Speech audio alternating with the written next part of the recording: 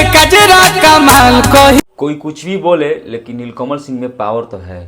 ये नीलकमल सिंह एक खुद साबित करके दिखाती है। नीलकमल सिंह का एक बहुत ही खतरनाक बहुत ही प्यारा गाना है जिस गाने का नाम है दिल्ली वाली 2.0 और ये गाना यूट्यूब पर 10 नंबर म्यूजिक सेक्शन में ट्रेंड कर रहा है और ये सिर्फ 5 घंटे हुआ। ना खेसारी लाल यादव कर पाते हैं ना पावर स्टार पवन सिंह कर पाते हैं। ये मैं पवन सिंह और खेसारी लाल यादव का बुराई नहीं कर रहा हूँ लेकिन जो हकीकत है मैं वो बता रहा हूँ।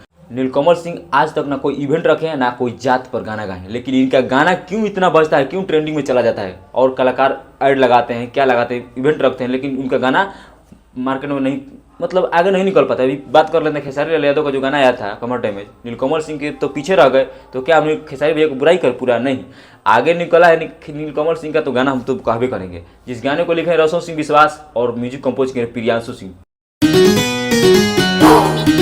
प्रियांशु सिंह भाई गाना जो भी कंपोज कर रहे हैं म्यूजिक इंडस्ट्री के बादशाह हो गए हैं प्रियांशु सिंह। जब भी कोई भी किसी भी कलाकार का गाना कंपोज कर रहे हैं मार्केट में तहलका मचा रहे हैं और नीलकमल सिंह का ये गाना दिल्ली वाली आग की तरफ फैल रहा है। जी हाँ दोस्तों, जो हम आपको एक बार जरूर इस गाने को सुनिएगा, आग की तरफ फैला है।